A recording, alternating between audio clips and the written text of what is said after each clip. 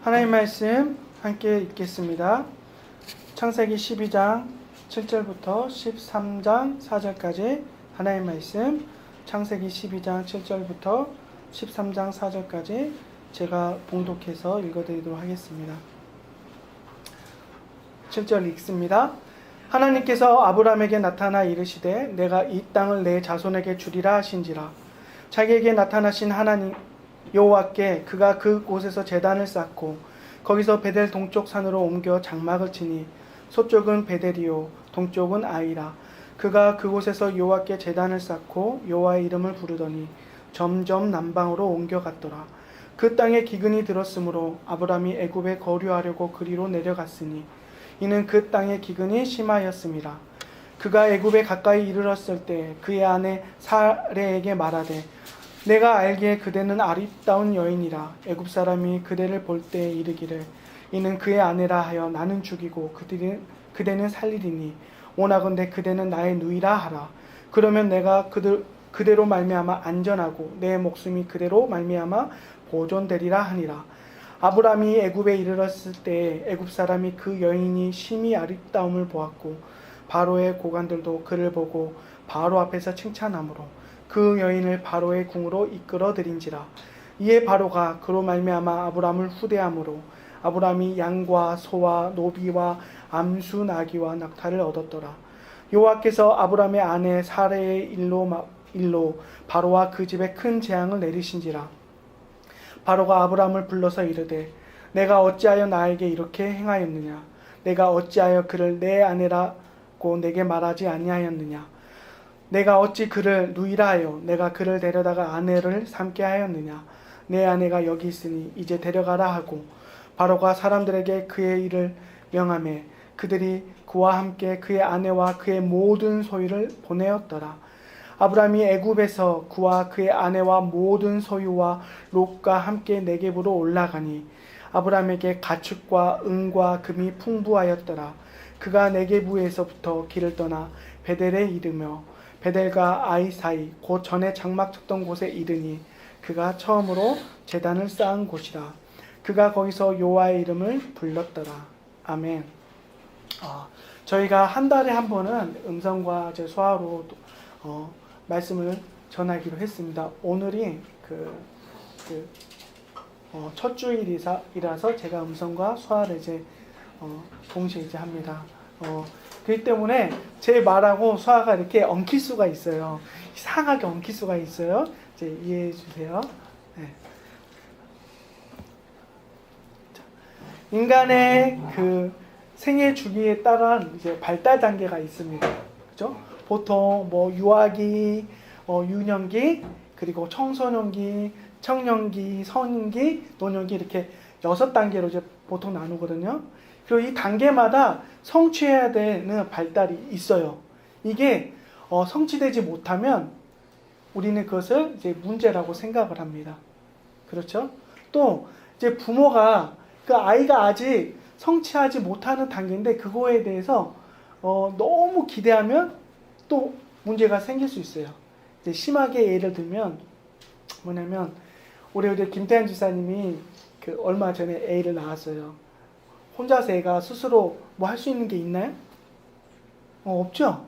그냥 먹고 싸고 우는 게 끝이에요. 근데 이제 부모님이 그 아이한테 기대를 하는 거예요. 지금 빨리 서서 걷기를 기대하든지 혼자 이렇게 분유를 이렇게 막 타서 혼자 이렇게 먹는 걸 기대하든지 그거 이상한 거죠. 문제가 있는 거죠. 근데 한번 생각해 볼게요. 믿음의 발달 단계는 있을까요? 없을까요? 어떨 것 같아요? 믿음에 대해서. 믿음의 발달 단계. 있을까요? 없을까요? 있어요. 다른 말로 표현하면 믿음의 진보라고 지금부터 표현하겠습니다. 믿음의 진보. 믿음의 진보도 인간의 발달 단계처럼 점차적으로 서서히 이루어지는 거예요. 믿음의 진보가 멈춘 채로 그대로 있다면 그거는 분명히 문제예요. 또 이렇게 반대로 믿음의 진보를 너무 갑작스럽게 이루었다고 자랑하면 그것도 문제가 돼요. 예를 들면 우리 소정자매가 복음을 듣고 예수 그리스도를 주님으로 믿고 영접한 지 얼마 안 됐잖아요. 근데 갑자기 우리 성주자매가 오늘부터 내가 최 목사님을 대신해서 설교하겠다. 오늘부터 내가 선교지로 이렇게 가겠다라고 말을 하면 그거 이상하고 문제가 있는 거죠. 그죠? 믿음의 진보를 위해서는 뭐가 필요하냐면 시간이 필요해요. 그냥 시간이 아니에요. 그냥 가만히 있으면 믿음이 진보되는 게 아니라 믿음이 자라는 게 아니라 하나님을 알아가는 시간이 필요하다는 거예요. 예를 들면 우리가 어떤 사람한테 첫눈에 어떤 사람을 딱 만나는데 첫눈에 이렇게 뿅 반했어요. 뿅 반한 다음에 계속 그냥 뿅뿅뿅뿅 하면 그 관계가 깊어지나요? 첫눈에 이렇게 뿅 반해도 서로를 알아가는 시간이 필요해요. 서로를 알기 위해서 노력하는 시간이 필요해요. 근데 계속 뿅뿅뿅 하면 결국 그 관계가 깊어지지 못하고 깨지게 되잖아요. 이게 똑같다는 거예요. 우리가 하나님을 더 알아갈 때, 하나님과 더 많은 시간을 동행할 때 우리의 믿음이 커져가는 거예요. 오늘 이 시간 우리 아브라함의 그 인생 여정을 우리가 함께 들여다보고 우리의 믿음의 진보가 어떻게 이루어지는지에 대해서 함께 살펴보기를 원합니다. 그리고 믿음의 진보가 우리가 지금 드리는 예배와 어떻게 이어져 있는지 함께 보기를 원합니다. 우리가 아는 것처럼 하나님의 아브라함을 고향 땅에서 부르셨어요. 원래 살았던 곳 이름이 갈대아우르였잖아요. 하나님 이곳에서 아브라함을 불렀어요. 원래 아브라함은 하나님을 모르고 살았던 사람이죠. 하나님이 아니라 다른 우상들, 다른 신들을 믿고 섬기고 예배했던 사람이에요. 근데 하나님이 아브라함에게 은혜를 베풀어 주셔서 친히 찾아오셔서 아브라함에게 고향 땅을 떠나라고 말씀하십니다. 하나님이 가라고 명한 땅 이름이 뭐죠? 가나안 땅이죠. 수아로는 이렇게 표현해요. 단 땅. 예. 가나안 땅으로 하나님이 가라고 명하셨어요. 생각해 볼게요. 왜? 많은 땅 중에 왜 가나안 땅이었을까요? 가나안 땅은 하나님만 믿고 예배드리는 믿음의 그 청정 지역이었을까요? 그렇기 때문에 하나님이 아브라함을 불러서 가나안 땅으로 가라고 말씀하신 걸까요? 근데 아니에요. 가나안 땅도 원래 아브라함이 살았던 땅과 같이 많은 우상이 있었고 많은 거짓 신들이 있었어요. 그럼에도 불구하고 하나님은 힘들고 어렵고 귀찮게 고향을 떠나서 가나안 땅으로 가라고 말씀하신 거예요. 하나님이 이처럼 명한 이유에 대해서 우리가 살펴볼 필요가 있는 거예요. 가나안 땅이 특별하지 않다면 왜 하나님은 가라고 명하셨을까요? 우리 이거를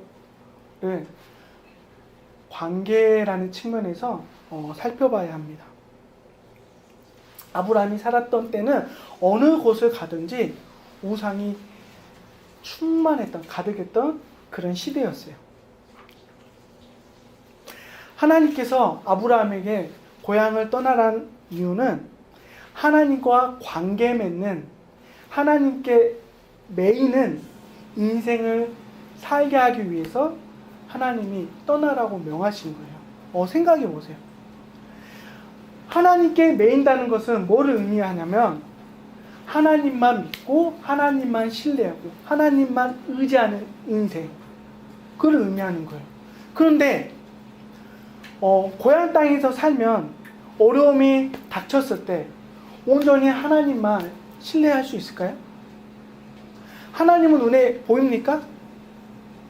눈에 보이지 않잖아요. 근데 우리가 어려움이 닥치면 가장 먼저 뭐를 찾죠? 눈에 보이는 도움을 찾잖아요. 지금 제가 뭐 허리가 아파요. 그럼 제가 누구를 가장 먼저 찾고 생각할까요?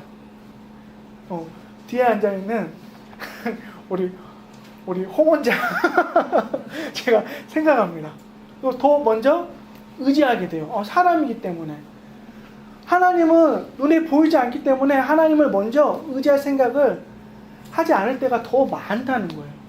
그러니까 아브라함이 고향 땅에 있으면 어려움이 닥칠 때 주변에 도움을 부탁할 사람들이, 관계들이 많이 있어요.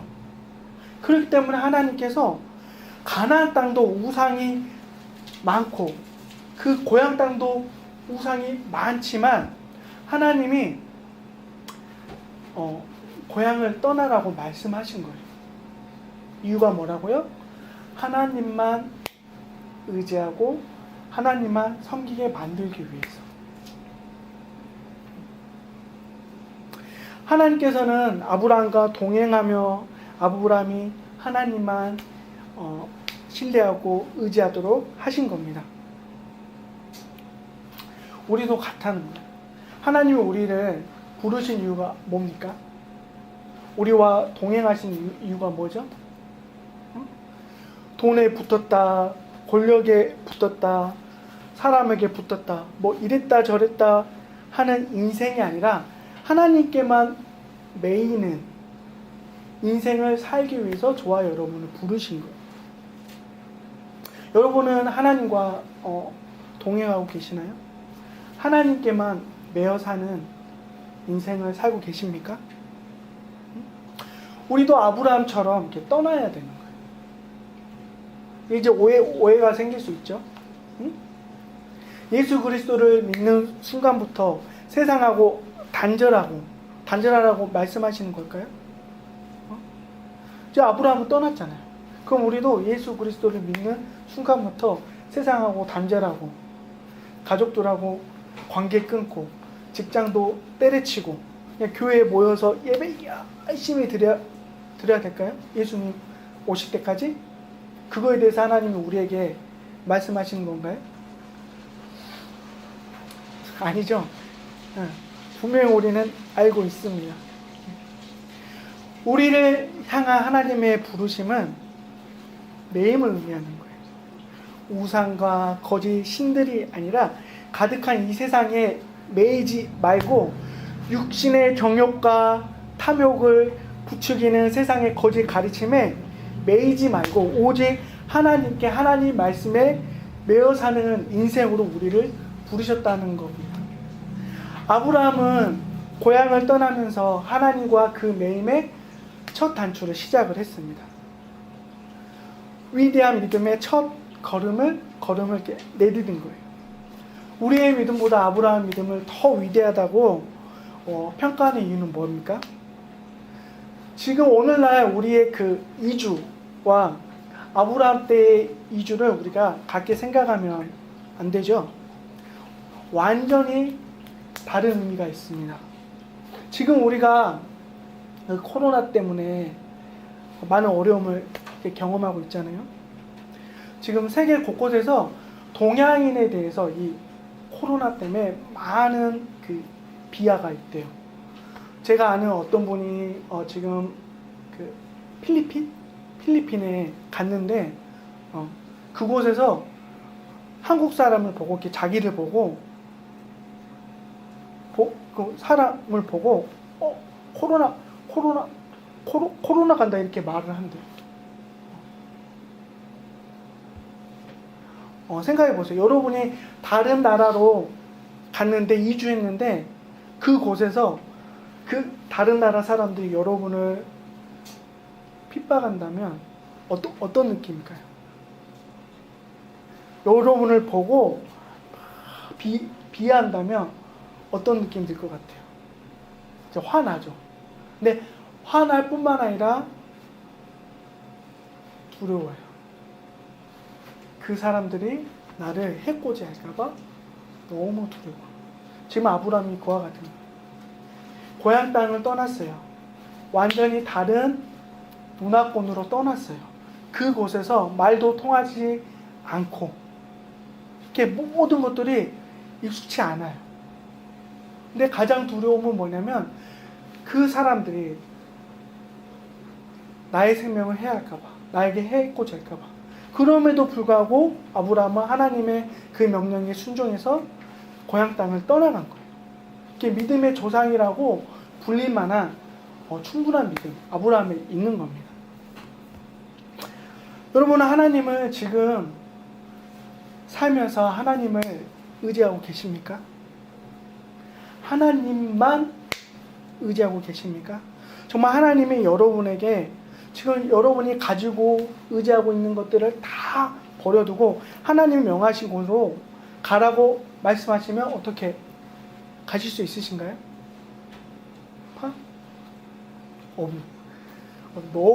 너무 당당하게 복한다고 말이야. 네? 네, 쉽지 않죠. 아브라함처럼 지금까지 내가 사는 동안 이뤘던 모든 것들을 이룬 그 곳을 떠난다는 것은 쉬운 결정이 아니에요. 그럼에도 불구하고 아브라함은 떠났습니다. 여러분, 하나님께 매인다는 거는요, 무조건적인 자기 포기나 자기 희생을 의미하는 게 아니에요. 예수님께서 여러분을 처절한 가난과 어려움과 고통에 매이게 하기 위해서 예수님이 십자가에 달려서 돌아가셨을까요?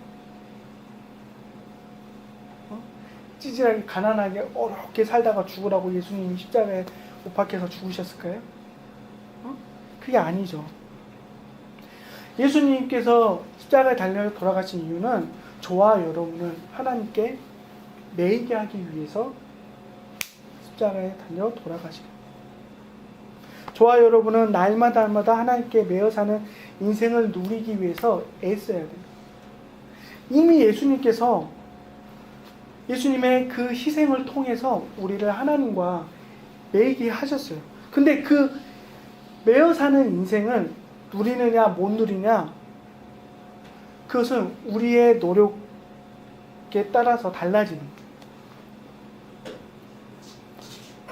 하나님께 매이기 시작한 아브라함은 약속의 땅, 가나안 땅으로 이제 들어갑니다. 그곳에서 하나님의 이름을 부르고 하나님을 예배하는 삶을 시작을 합니다. 하지만 인생의 어려움이 찾아와요. 아브라함은 기대했을 수도 있어요. 하나님의 약속한 땅으로 들어가면 그때부터 완전한 행복과 부유만 있을 거라고 기대할 수 있어요. 근데 시간이 흐르고 그 땅에 기근이 찾아와요. 어려움이 찾아와요. 하나님께서는 그 땅을 약속으로 주셨고 떠나지 말라고 말씀하셨는데 아브라함은 그 생각이 조금씩 바뀌는 거예요. 남쪽을 향해서 조금씩 이동을 하는 거예요. 이유가 뭐예요? 그냥 어려움을 피하기 위해서. 하나님은 눈에 보이지 않아요. 하나님의 약속은 눈에 보이지 않아요. 근데 저 남쪽에 있는 이집트라는 그때 최고의 강대국, 가장 부유했던 그 나라는 눈에 보여요. 아브라함은 눈에 보이는 그 땅을 향해서 이동을 하는 거예요. 결국 이주를 합니다. 근데 아브라함의 기대하고 달리 이주하자마자 어떤 어려움이 또 이렇게 시작합니까? 사랑하는 아내를 바로 왕에게 뺏기는 어려움. 눈으로 봤을 때 애굽 땅에는, 이집트 땅에는 평안함과 부유와 즐거움만 있어야 되는데 이주했을 때 똑같이 어려움이 생긴다는 거예요.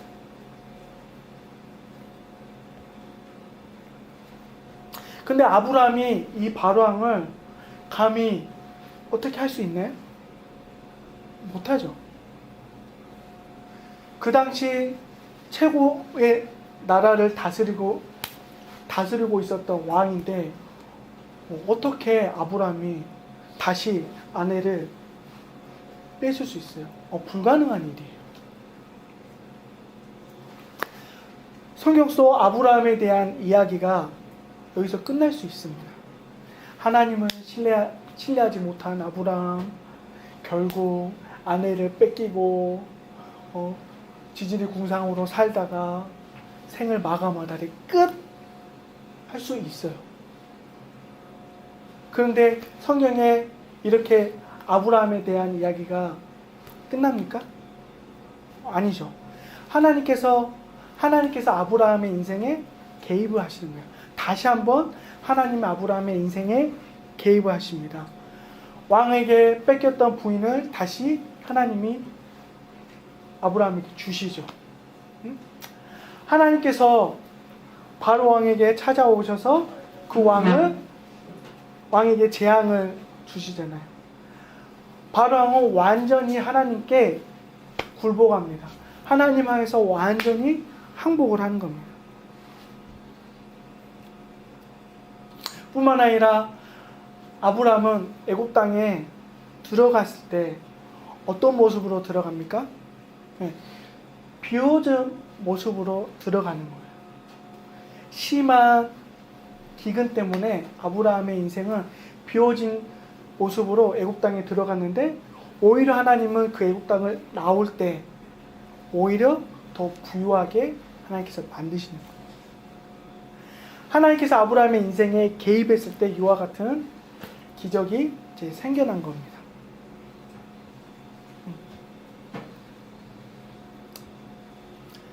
애굽을 떠났을 때 이제 아브라함은 더 이전보다 더 이제 부유해진 겁니다. 아브라함이 재물만 더 이렇게 부유해졌을까요? 그렇지 않습니다. 하나님을 향한 아브라함의 믿음도 더 많이 채워지기 시작을 한 겁니다. 전보다 더 아브라함의 마음이 하나님께 더 매인 거예요. 눈에 보이는 세계 최강대국보다, 그 나라를 다스리는 왕보다 눈에 보이지 않는 하나님이 더 위대하다는 것, 더 큰 능력을 가지고 있다는 것을 아브라함이 경험을 한 거예요. 그냥 부유해진 게 아니라 하나님을 향한 마음도 부유해진 거예요. 그 다음에 아브라함이 애굽을 떠나서 어떤 모습 성경에 기록되어 있죠? 하나님께 예배를 드립니다. 처음 가나안 땅에 와서 하나님을 위해서 제단을 쌓았던, 예배드렸던 그곳에 다시 아브라함이 그곳에서 하나님을 향해서 예배를 드립니다. 근데 아브라함이 처음 예배 드렸던 그 마음하고 이집트를 떠나서 다시 찾아간 그곳에서 드리는 예배가 같을까요? 다를까요? 그 느낌이 같을까요? 다를까요? 다르죠. 다르죠. 전보다 더 하나님의 강하심을, 하나님의 위대하심을 보고 경험했기 때문에 아브라함이 다른 마음을 가지고 하나님께 예배드렸습니다. 하나님께서 아브라함에게 약속하셨어요. 이 땅을 너와 너 후손에게 주겠다. 내 자손이 많아지게 하겠다. 네가 복의 통로가 되게 하겠다. 하나님께서 약속하셨어요. 근데 그 전보다 그 하나님의 약속이 더 눈에 선명하게 보이기 시작했을 겁니다. 그 선명한 마음을 가지고 하나님께 예배 드리는 아브라함의 모습은 전과는 분명히 다를 거라는 거예요. 저와 여러분은 어떠시나요? 지난주보다 오늘 근데 같은 마음을 가지고 하나님께 예배 드리나요? 아니면 하나님을 향해서 더 부유한 마음을 가지고 하나님께 예배 드리고 계신가요?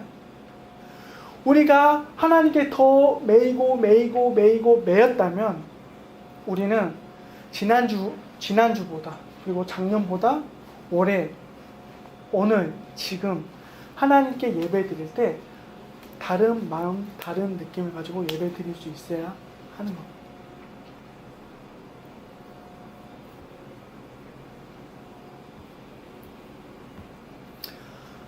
지금 우리는 아브라함이 그랬던 것처럼 하나님을 예배하고 있습니다. 우리가 영과 진리로 예배할 때 우리 안에 어떤 일이 일어납니까? 하나님 향한 우리의 진실한 예배는 하나님과 매임의 그 매듭을 더 견고하게 합니다. 여러분 어떻습니까? 오늘 드리는 예배 가운데 하나님께 더욱더 매이는 경험을 하고 계십니까? 하나님께 더욱 매이기 위한 감동을 사모하며 이 자리에 나오셨습니까? 우리가 하나님을 예배할 때 우리의 생각과 마음이 하나님께 더욱 매이게 되는 거예요. 그냥 와서 예배 드리는 게 아니라 하나님께 더 매임을 사모하는 마음을 가지고 하나님 앞에 나와 예배 드려야 된다는 겁니다. 우리가 일상 가운데 하나님 말씀 앞에 머물러야 하는 이유가 여기에 있어요. 하나님께서 우리를 하나님과 관계 더 매이기 위해서 쓰시는 방법이 뭐냐면 하나님의 말씀이라는 거예요.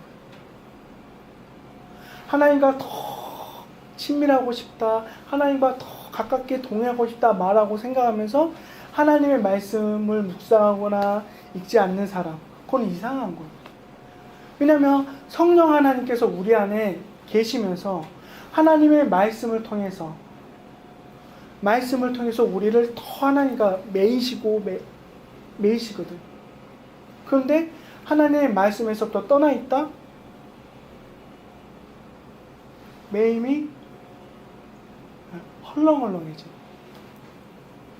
잘 생각하십시오.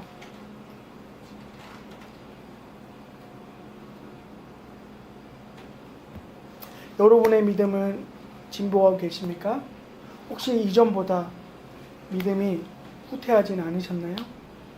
과거 경험했던 그것들, 나 옛날에 믿음 참 뜨거웠는데, 나 예전에 교회 안에서 하나님을 위해서 많이 수고하고 열심히 교회를 섬겼는데 옛날에만 기억난다면 우리의 믿음이 후퇴한 것과 같습니다. 우리의 믿음의 진보는 예수 그리스도께서 다시 오시는 그날까지 계속 돼야 합니다. 빌립보서 1장 6절에 하나님께서 우리에게 말씀하십니다. 너희 안에 착한 일을 시작하신 이가 그리스도 예수의 날까지 이루실 줄을 우리가 확신하노라. 우리의 믿음을 시작하신 하나님이 예수 그리스도께서 다시 오시는 그 날까지 우리의 믿음의 진보를 이루어 가실 겁니다.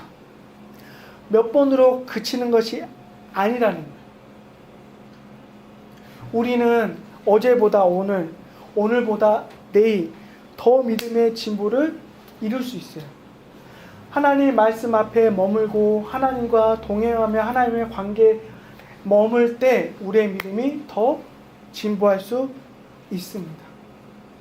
하나님께서 우리에게 기대하시는 삶, 믿음의 삶은 멈추거나 후퇴하는 인생이 아니라 하나님과 동행하며 믿음이 날마다 더 진보하는 것입니다. 여러분 믿음의 진보를 향하시길 바랍니다. 지금보다 더 나아지시길 바랍니다. 하나님이 원하시는 삶으로 자신을 채워가십시오. 이 일을 위해서 하나님 말씀 앞에 머물며 하나님을 예배하는 일에 힘쓰기를 바랍니다.